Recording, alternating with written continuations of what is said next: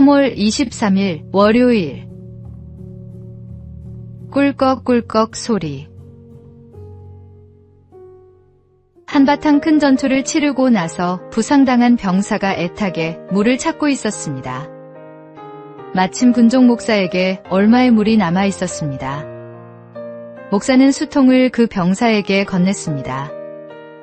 병사는 무심코 그 물을 마시려고 했습니다.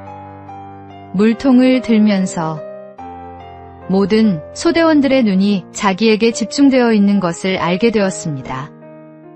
그는 목마른 것을 꾹 참고 그 수통을 소대장에게 넘겨주었습니다.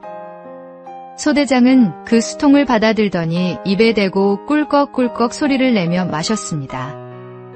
그리고 부상당한 병사에게 다시 그 수통을 돌려주었습니다.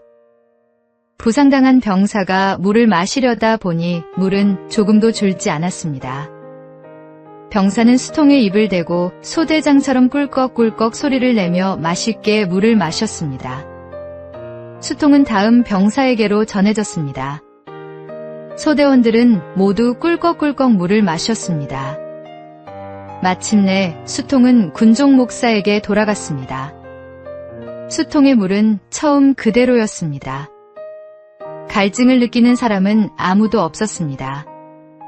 그날 물이 늘어난 것은 아니었습니다. 그러나 서로를 먼저 생각한 마음이 갈증보다 앞섰고 그 배려가 모두를 충분하게 만들었습니다. 은혜를 누린 사람은 생명을 지켜주는 인수를 펼 수 있습니다. 서로를 배려하고 양보하는 마음이 모두를 살립니다. 오늘의 말씀. 서로 사랑하라. 내가 너희를 사랑한 것 같이 너희도 서로 사랑하라. 오늘의 만나. 오늘 누군가에게 은혜를 끼치는 사람이 되십시오.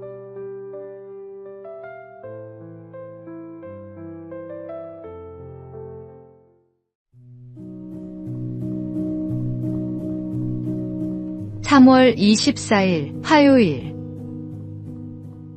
행동하는 한 사람. 어느 아파트 단지에 늘 같은 문제가 있었습니다. 지하주차장 출입구 바닥이 움푹 패여 차가 지날 때마다 쿵 소리가 났습니다. 주민들은 불평했습니다. 관리사무소는 뭐 하는 거야? 다칠 사람 나오면 그때 고칠 건가? 단지 단톡방에는 불만이 끊이지 않았지만 며칠이 지나도 바닥은 그대로였습니다. 어느 비 오는 날, 한 주민이 차에서 내려 그곳을 한참 바라보더니 집으로 올라가 공구를 들고 내려왔습니다. 임시로 흙과 자갈을 채우고 위험 표시를 붙여두었습니다. 완벽한 수리는 아니었지만 그날 이후 사고는 나지 않았습니다. 그는 아무 말도 남기지 않고 조용히 집으로 돌아갔습니다. 다음 날 단톡방에 이런 글이 올라왔습니다. 어제 누가 바닥을 임시로 고쳐놨네요. 덕분에 아이들 다칠까 걱정 안 해도 되겠어요. 그제야 사람들은 깨달았습니다. 말로만 걱정하던 사람들보다 먼저 나서서 행동한 한 사람이 상황을 바꿔 놓았다는 것을. 성경에서 하나님이 찾으시는 의인은 완벽한 사람이 아닙니다. 모두가 외면할 때 그 자리에 멈춰 서서 할 수 있는 일을 하는 사람입니다. 오늘의 말씀. 이 땅을 위하여 성을 쌓으며 성 무너진 데를 막아서서 나로 하여금 멸하지 못하게 할 사람을 내가 그 가운데에서 찾다가 찾지 못하였으므로. 오늘의 만나. 불평하기보다 작은 일이라도 직접 행하는 사람이 되십시오.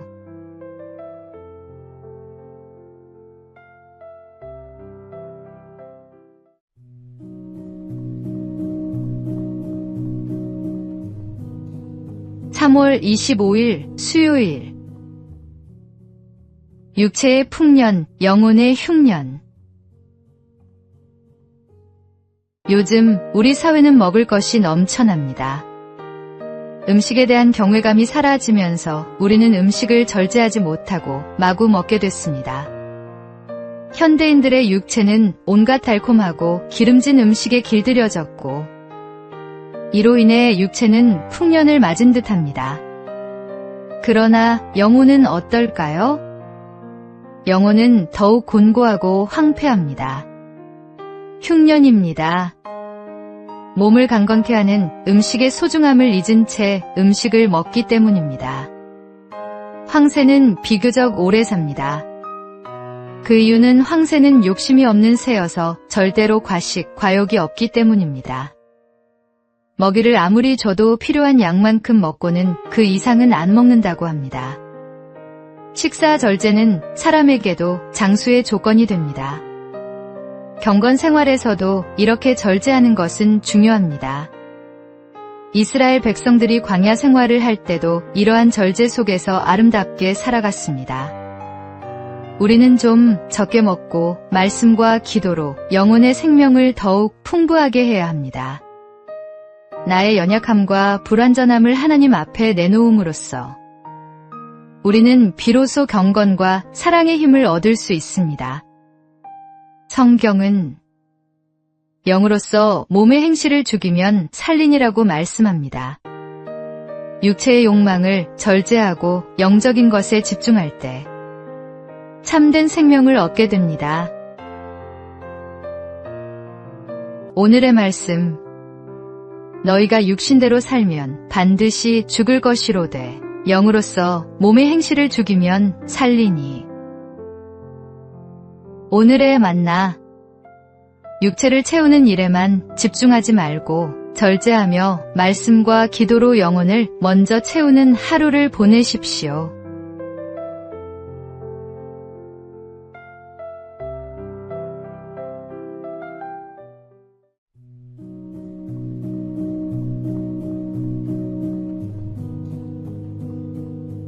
(3월 26일) 목요일. 작은 새를 품듯. 어떤 젊은 여인이 전도사에게 완전한 헌신에 대해 이야기했습니다. 저는 도저히 저 자신을 주님께 온전히 드릴 수가 없어요.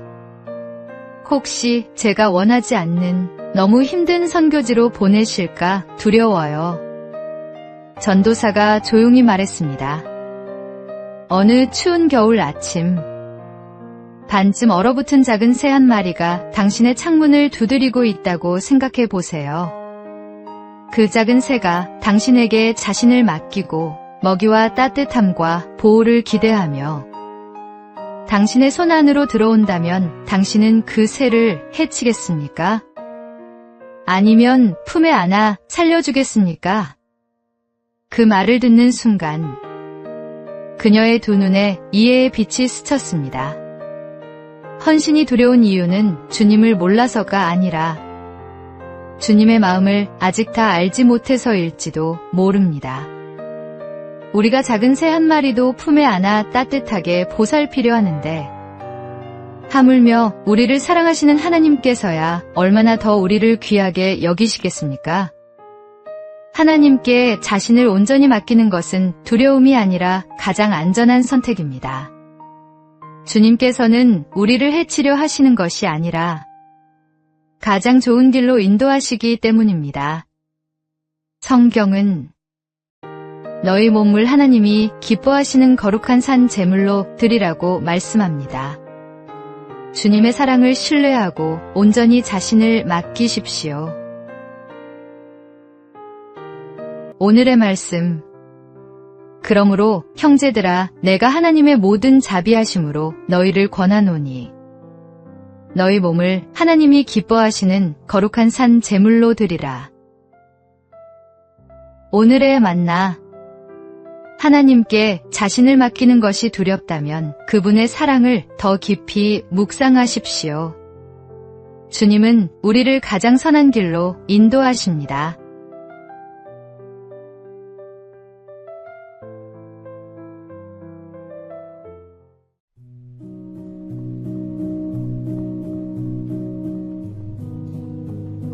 (3월 27일) 금요일. 곱하기의 십자가. 십자가를 세워놓고 보면 더하기표처럼 보입니다. 그러나 십자가를 등에 지면 그것은 곱하기표가 됩니다. 100만 원에 100만 원을 더하면 200만 원이 되지만 100만 원에 100만 원을 곱하면 상상할 수 없는 값이 됩니다. 신앙도 마찬가지입니다. 이해타산으로 계산하는 더하기의 신앙은 한계를 가지지만 자신을 내어놓는 곱하기의 신앙은 열매를 낳습니다.